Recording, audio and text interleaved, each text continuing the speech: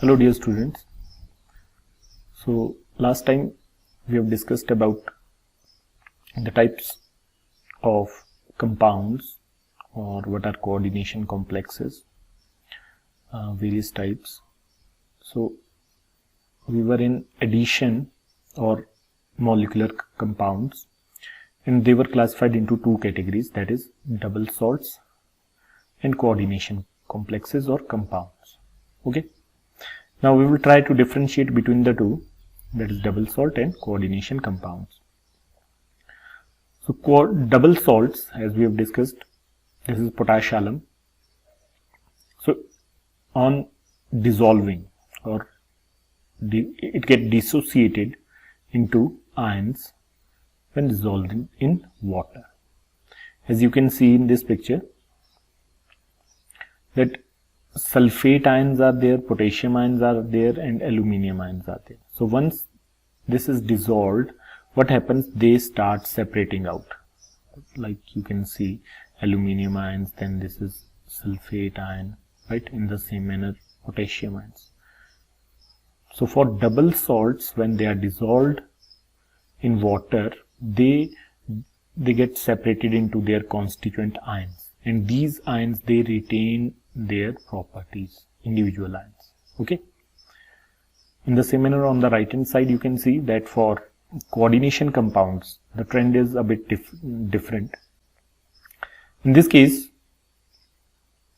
this complex compound is there, potassium, then nickel and cyanide species is there, or cyanide ion is there. What happens in this case? It will dissociate as 2K positive and NiCN4 2 negative. So there is a simple cation formation and a complex anion formation takes place. In this case, nickel and cyanide, they remain intact. They do not dissociate. So as you can see in the picture, in this you will find that green one is potassium and it gets separated from tetracyanonickel ion, nickelate ion. So these two, that is nickel and cyanide, they remain intact in water also. They do not ionize. So this is complex ion, right? And green one get separated. So the basic difference between coordination compound and double salts is that double salts, they lose their identity when they are dissolved in water, whereas coordination complexes, they retain their identities even in solution. Now the other difference between double salts, they can be summed up, and coordination compounds are given. For example, double salts, they exist only in solid state, right? In aqueous solution, they dissociate completely into their ions, right? Although these ions, they retain their identity in the solution. Whereas in coordination compounds, they exist in the solid state as well as in aqueous solution. This is because even in solution, the complex ion does not dissociate, as we have already seen. Whereas in case of double salt, the double salt loses its identity in solution. But coordination compounds, they retain their identity in solution. Then another point of difference can be double salts are ionic compounds but do not contain any coordinate bonds, whereas they may be or they may not be ionic, but the part always contains a coordinate bond. We will discuss about this in detail also, right? Then the next point of difference, in case of double salts, the properties of the double salts are same as those of its constituent compound, right? Whereas the properties of the coordination compounds are different than from their constituents. And in case of double salt, the metal ions show their normal valency, whereas in case of coordination compounds, the metal ion satisfies its two types of valencies called primary and secondary. This we will discuss in case of Werner's coordination theory. We will take up later on. Right. So these are the main difference between double salts and coordination compounds. Now we will discuss the basic terms related to coordination compounds. The first one is coordination entity, right? After this, we will take up the individual terms related to coordination compounds. Coordination entity or complex. As we have seen that coordination complexes, they may be neutral, they may be anionic, they may be cationic, right? What is this coordination entity? So coordination entity constitutes a central metal atom. As you can see in this picture, this M stands for central metal atom or ion, bonded to a fixed number of ions or molecules. These are called as, basically we call them as ligands, these L. So they are fixed number of ions or molecules. Okay. So this is called as coordination complex, right? In this case, metal acts as Lewis acid and ligands, they act as Lewis base. So this is basically Lewis acid base reaction. As a result, that complex coordination complex or complex ion is formed, right? So complex ion are called as coordination compounds because metal atom which is acting as Lewis acid, it will gain 2 electrons, or it will share the electron, shared pair of electron which will be donated by the Lewis bases. So that's why the bond formed between ligand and metal is coordinate. So that's why we call it as coordination compounds as well. Okay. So this will be called as coordination entity or coordination complex. For example, one coordination entity is given, that is CO Cl3 NH3 3 times. It's a coordination entity in which cobalt ion is surrounded by 3 ammonia molecules, right, NH3, and 3 chloride ions are there. Okay. Other examples can be related as nickel, then carbonyl group is there, 4 atoms, then platinum, Cl2, NH3 twice, then FeCN6, etc., CONH36, 3 positive. So you can see that these species, NiCO4, right, Ni and then CO4, it's a neutral complex, right? There is no cation or anion outside, right? In the same manner, PtCl2NH3 twice, this is also neutral, but in case of iron, FeCN6, and it's 4 negative. So this coordination entity is anionic because it carries negative charge. Whatever is the charge on the complex, that will be called as, either on the basis of that it can be classified as cationic, anionic, or neutral. We have discussed last time this. Whereas this CO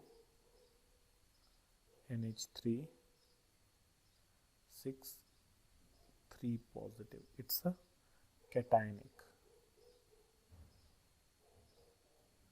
complex, right? Now we will discuss about terms which are used with reference to coordinate compounds. These are very, very important terms, and without knowing these terms, the further topics, they will not be easy. So you have to first go through each one of these carefully and you have to retain them, right? So we will discuss one by one of these properties. First one is central metal atom or ion. Then second one are ligands. Then coordination number, coordination sphere, coordination polyhedron. Then very important, oxidation number, homoleptic and heteroleptic complex. At the end we will discuss these. The first term is central atom or ion, right? In a coordination entity, the atom or ion to which a fixed number of ions or groups are bonded in a definite geometrical arrangement around it is called central atom or ion. Now just look at this picture. This M stands for metal atom or ion, right? in this complex you can see that this is central metal atom or ion, right? And then ligands are attached to this, that is the other molecules which get attached with this central atom. Okay, these are called as ligands. We will take up this next.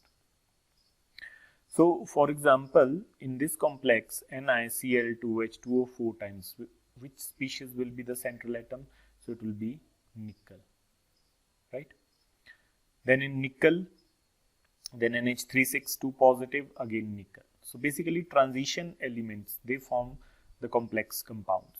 Most of the complex compounds are formed by transition elements, right? Iron you can see, so this will be the central metal atom in this case. Okay, and this central metal atom, it acts as electron pair acceptor, that is both the electrons they will be given by these ligands and they will share up. Okay, so coordinate covalent bond will be formed between ligand and metal. So this species which is present in the center, to which the other species they get attached by donation of electrons, that we call it as central metal atom, right? Then how they can approach metal atoms, so that depends on the geometry. For example, this is central metal atom and the two ligands, so it will form that linear type of geometry. Then in this case it's tetrahedral type, and in this case it is square planar type. Okay, now an example is given, that is NiNH3 6 times 2 positive. This is cationic complex. So in this case, this blue part is nickel ion, which is central metal atom. Okay, and the rest are ligands attached to it. Now what is the next term is ligand. So what are ligands? Very important term. Again, this is very, very important. Ligands, the ions or molecules bonded, which are bound to the central atom or ion, right? Central atom or ion, and the coordination entity are called ligands. These may be simple ions such as chloride, bromide ions, or small molecules such as water or NH3 ammonia, right? Large molecules, this is ethylene, diamine. We will discuss these bidentate or polydentate ligands, and even bigger molecules, they may be proteins or macromolecules. Now you can see in this red, this one, it stands for M stands for metal, and it will be metal ion or metal, and L stands for anions or neutral molecules. You can see that they have pair of electrons with them. Okay, so this will be electron pair donor, whereas metal will be electron pair acceptor. So this is metal ligand bond, and this bond will be coordinate covalent bond. This bonding will be coordinate covalent. Coordinate bond will be formed. That's why we call them as coordinate compounds, right? Then ligands, as we have discussed, metal to ligand, they may be simple ions. Now you have to remember these. Okay, simple ions, they may cover halide ions, fluoride, chloride, bromide, iodide, right? Then there might be simple small molecules, for example water and ammonia. Large molecules, now this is ethane 1,2 diamine, and this one is hexadentate. We will discuss this denticity. This species is ethylene diamine tetraacetate ion. We call it as EDTA. It is hexadentate, that means 6 donor atoms are there. One will be this nitrogen, second one will be through this nitrogen, and then 4 negative charge are there. So 6, its denticity is 6. Whereas in case of ethane 1,2 diamine, this will donate nitrogen through this lone pair. It can coordinate, and as well as from this. So this is bidentate ligand. Okay. Then the types of ligands. So first one, the simplest one, we call as unidentate. Unidentate ligand. Unidentate means the number of atoms in a ligand that bind to the central atom in a complex, right? How many atoms they can bind with the central atom, that will be referred to as denticity. Okay. If there is one donor atom, so we call it as unidentate or monodentate ligand. For example, chloride ions are given.